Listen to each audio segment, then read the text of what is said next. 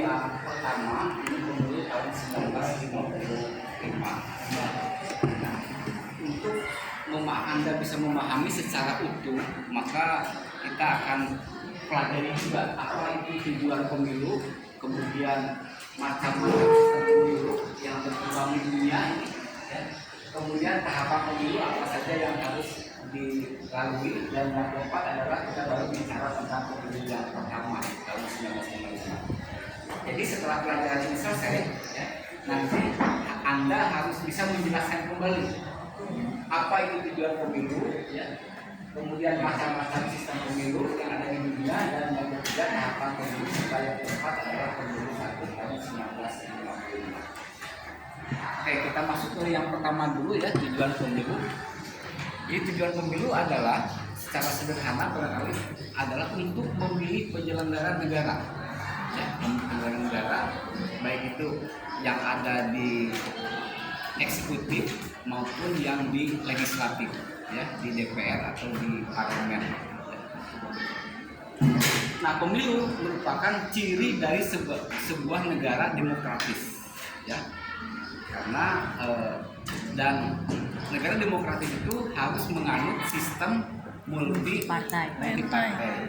Ya. Jadi dikatakan negara demokratis dia menganut multi partai, dan kemudian baru bisa dilaksanakan pemilu. Jadi kalau hanya menganut satu partai atau tidak menganut partai, itu tidak bisa pemilu, dan itu bukan dikategorikan sebagai negara yang tidak demokratis. Ya. Negara yang menganut satu partai itu adalah negara-negara yang berpaham komunis, dan negara-negara yang tidak punya partai adalah negara-negara yang bentuk pemerintahannya adalah monarki absolut, ya, atau kerajaan yang tidak ada undang-undang dasarnya. Sistem pemilu di dunia ini pada umumnya ada 3. Yang pertama adalah sistem proporsional, distrik, dan campuran antara proporsional dan distrik. Proporsional itu pemilih hanya memilih tanda gambar saja. Bisa kita lihat di sini. Ini contoh pemilu tahun zaman Orde Baru, ya, yang hanya diikuti oleh 3 partai. Jadi setiap orang yang punya hak suara itu masuk ke TPS, tempat pentas suara, kemudian memilih salah satu gambar partai di sini. Ya. Di sini tidak memilih orang yang akan di DPR atau di parlemen, itu yang menentukan adalah partai, bukan pemilih. Sedangkan distrik ini lebih memilih tanda gambar. Nah, di sini ada foto, ada orang, tetapi tidak ada partainya. Jadi nanti pemilih itu memilih siapa orang yang kita pilih itu, ya, jadi bukan memilih gambar. Jadi kita tahu siapa orang yang kita pilih. Dan yang ketiga, ini pemilu barangkali yang beberapa kali dilaksanakan di Indonesia adalah pemilu mix, ya, pemilu campuran antara proporsional dan distrik, ya. Dia boleh memilih lambang partai, boleh juga memilih orangnya. Ya. Ya, sedangkan pemilu yang lain mungkin di daerah-daerah tertentu atau negara-negara tertentu seperti di Amerika dalam pemilihan presiden ini menggunakan electoral college, ya, electoral college, ya. Jadi secara sederhana gampangnya adalah kemenangan itu didasarkan kepada wilayah pemilihan, ya.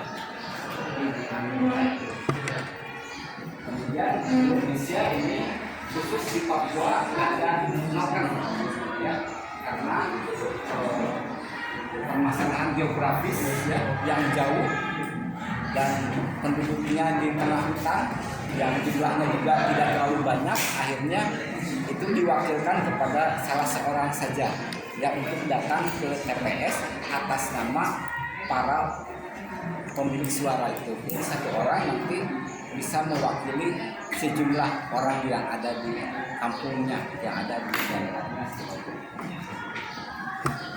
Nah, ini tahapan pemilu ini, ya. Jadi siapapun dalam negara demokratis itu berhak untuk ikut dalam konsentrasi pemilihan, ya, dengan syarat dia sudah memenuhi semua persyaratan itu.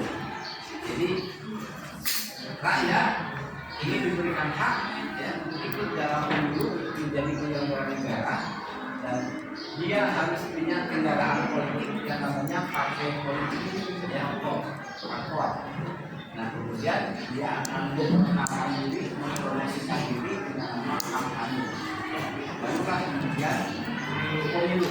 Ya ini sebagai ajang seleksi untuk masuk terpilih menjadi anggota DPR atau menjadi pejabat publik. Ya. Kemudian pemilu yang pertama tahun 1955 yang diselenggarakan pada masa Perdana Menteri Burhanuddin Harahap atau biasa disebut dengan Kabinet Burhanuddin Harahap itu diselenggarakan dalam 2 tahap. Tahap yang pertama tanggal 29 September 1955 itu memilih anggota DPR atau parlemen, dan pada tanggal 15 Desember itu memilih anggota Dewan Konstituante. Dewan Konstituante inilah nanti akan bertugas membuat undang-undang dasar baru pengganti undang-undang dasar sementara tahun 1950. ya. Nah, ada 4 pemenang pemilu. Ini yang memperoleh suara terbanyak. Yang pertama itu adalah Marsudi, Majelis Suro di seluruh Indonesia ada 60 orang yang terpilih di kursi parlemen. Kemudian oleh Partai Nasional Indonesia ada 58 kursi. Kemudian Nahdlatul Ulama 47 kursi dan Partai Komunis Indonesia 32 kursi. Ya. Sementara partai-partai yang lain jumlah yang di parlemennya kecil, ya, kecil dari yang 4.